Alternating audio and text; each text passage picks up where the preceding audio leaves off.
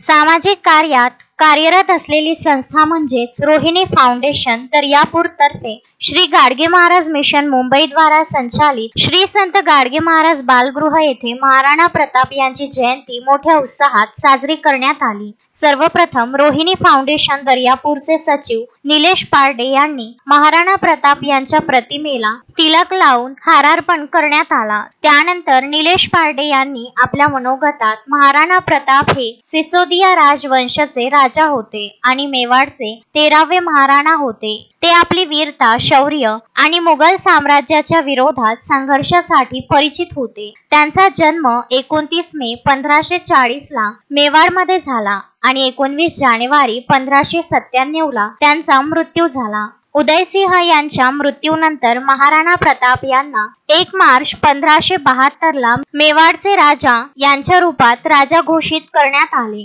त्यांच्या कार्यकाळात त्यांनी मुघल साम्राज्यांसोबत अनेक युद्ध केले। अशा प्रकारे महाराणा प्रताप यांची जयंती उत्साहात साजरी करण्यात आली। यामध्ये रोहिणी फाउंडेशन दर्यापूरचे मार्गदर्शक गजानन देशमुख, अध्यक्ष किशोर ठाकूर, सचिव निलेश पारडे, संचालक दत्ता पाटील कुंभारकर, स्नेहल धानिस्कर, रितिका देशमुख यांनी पुष्पांजली वाहून अभिवादन केले। या प्रसंगी बालगृहातील सर्व विद्यार्थी उपस्थित होते।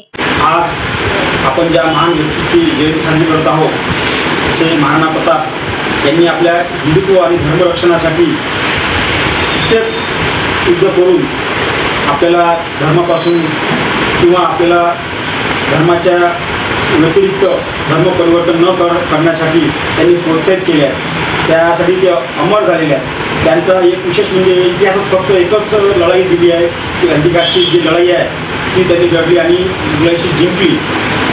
बाकी व्यतिरिक्त त्या व्यतिरिक्त इतिहासमध्ये कोणत्याच पुस्तकात इतर लढाईची नोंद नाही आहे।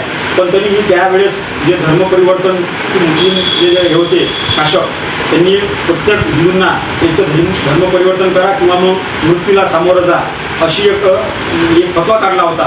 पण त्या फतव्याला विरोध करून महाराणा प्रताप यांनी युद्ध लढून तो युद्ध जिंकून तो फतवा म्हणजे एकदम निष्कासित केला होता। अशा या महान महाराणा प्रताप यांच्या प्रतिमेला मी अभिवादन करतो। तो माझे 2 शब्द संपवतो। जय हिंद, जय महाराष्ट्र। गजानन देशमुख, विदर्भ न्यूज, दर्यापूर।